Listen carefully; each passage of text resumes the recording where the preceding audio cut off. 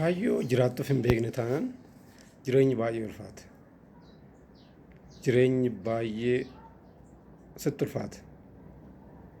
Kaayyoo qabaachuun barbaachisaadha. Kaayyoodhaaf dhalanne. Kaayyoo qabaachuun dirqama keenya waan ta'eef. Baay'ee kaayyoo hin qabaanne taanaan waan jiraannuuf hin beeknu. Waan hojjennuuf illee hin beeknu. Waan kaayyoon nuti hojjennuuf maal akka ta'e adda baasnee hin beeknu. Kaayyoo keessaniin yoo jiraattan garuu galma barbaaddan ga'uu ni dandeessu. Dhugaas hin jira galma barbaaddan ga'uu ni dandeessu. Garuu wanti guddaan dhaloota kan rakkoo keessa galchaa jiru kaayyoo dhabuudha. Maaliif akka dhalate? Maaliif dachee kanarra akka jiraatu? Yoo maal hojjete jijjiiramuu kan danda'u?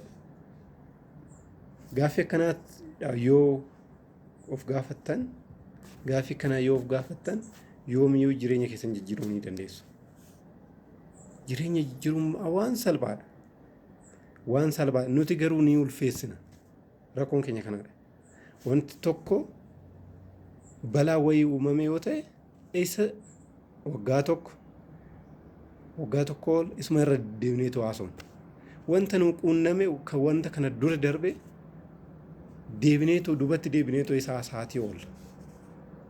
Akkanan ture waan akkana tan hojjechaa ture har'an as jira malee har'a rakkoo akkanaa kana keessa bu'ee malee kufee malee hojii nan hojjechaatii ture kana dura waan akkanaa wanta akkanaa yaaletan ture garuu naaf ta'uu didee.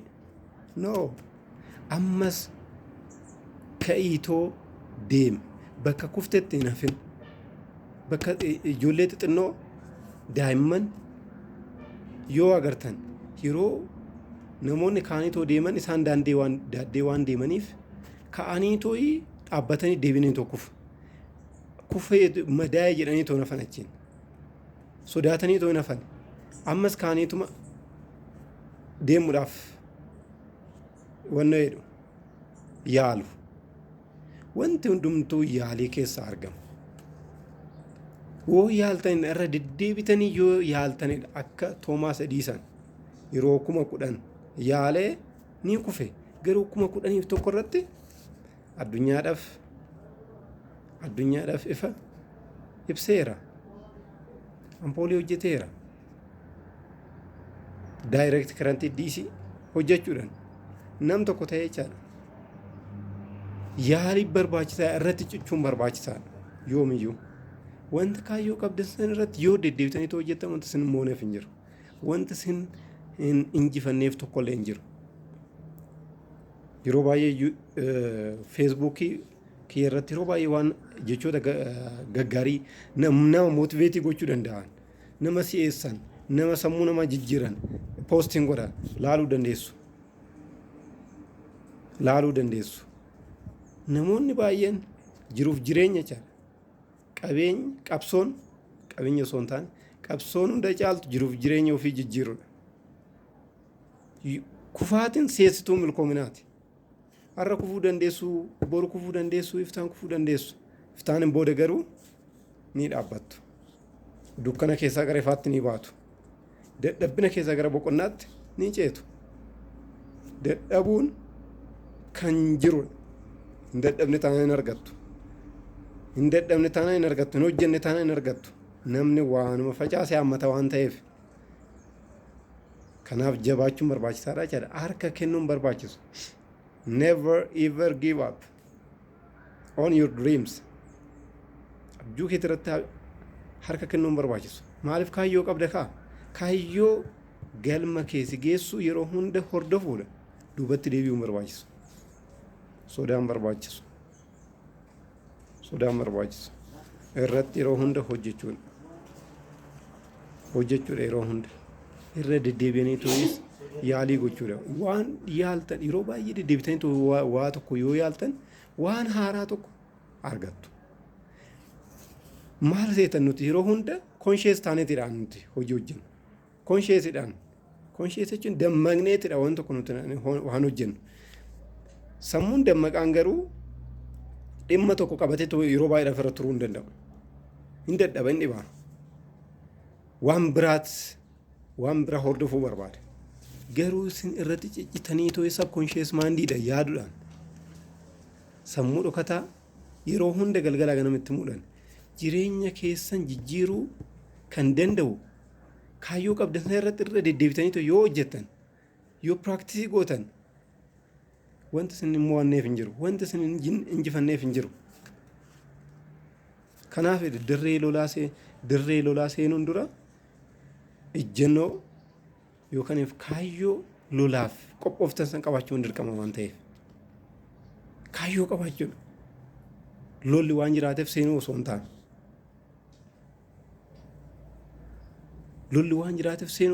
kaayyoo loltuuf barbaachisaa beekuun barbaachisaadha.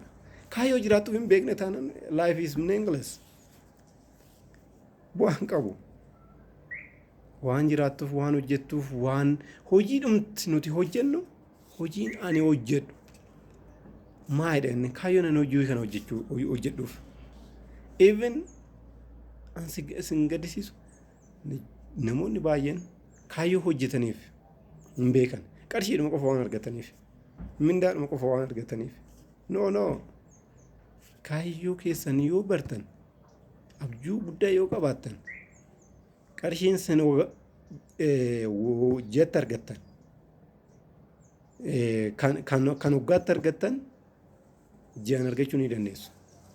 Qarshii waggaatti isinii kaffalamu ji'aan argachuu ni dandeessu. Maaliif karoora guddaa qabdu, abjuu guddaa qabdu. Abjuu saniifis ni hojjettu. Abjuu saniif jettaniis ni jiraattu. Ittis ni milkooftu. Kanaaf abjuun keessan irratti abdiin kutatinaa. Kaayyoo keessan hanga galmaan geessanitti duubatti hin deebiina. Irratti cichaa wanti isin hojjetamutu jira waan ta'eef. Namoota dhaggeeffatina. Abjuun keessan sin qofatti mul'ate waan ta'eef namoota biraatti mul'atu. Namoota biraatti hin mari'atina.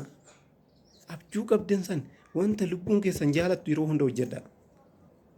Yeroo hunda practice godha. Yaala irra deddeebi'aati kufuu dandeessu. Yaala irra deddeebi'aati garuu harkaan kennina. Dadhabe kanaan booda nagaa jettanii toon dhaabina. Dadhabe jettanii toon boqatina. Kan sin boqattan yoo jijjiirtan qofa. Abjuu keessan yoo galmaan geessan qofa. Kaayyoo keessan yoo galmaan geessan qofa. What's your ambition? Namoota biraan dhaggeeffatina. Wanta jaalattan irratti qofa hojjedha. Yeroo waggaa baay'ee isin turachuu danda'a. Maaliif abjuu jechuun adeemsa guddaa keessa darbuudhaan bu'aa bahii guddaa keessa darbuudhaan waa adda ta'e tokko argachuudha. Karoora dura baaftassan galmaan ga'uudha. Akkanuma jettaniitu namoota dhaggeeffatina. Namoonni waan baay'ee isin jechuu danda'u. Kaayyoon isiniif qofadhaan kennan. Kaayyoon qabu isin kaayyoo keessaniif kan jiraatu isin qofadha. Namni isin kaayyoo keessaniif jiraatu hin jiru bara. Namni kaayyoo keessaniif jiraatu hin jiru. Just live your life. Live the life you want to be. Dhaggeeffachuu keessaniif guddaa galatoomaa yeroodhaaf badeen ture amma deebi'eera. Maatii fi kabajamtoonni yuutuubarii kiyya taatan hundi sabiskiraayibii fi laayikii sheer gochuun hin raaffatina. Guddaa galatoomaa baay'een isin jaaladha. Thank you.